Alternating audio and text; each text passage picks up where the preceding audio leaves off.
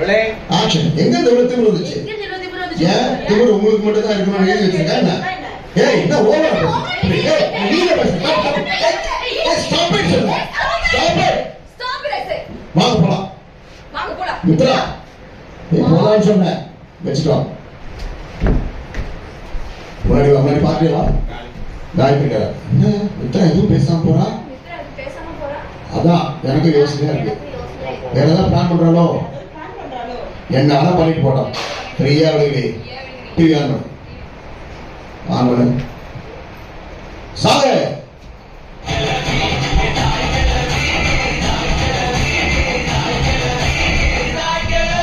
ஆளு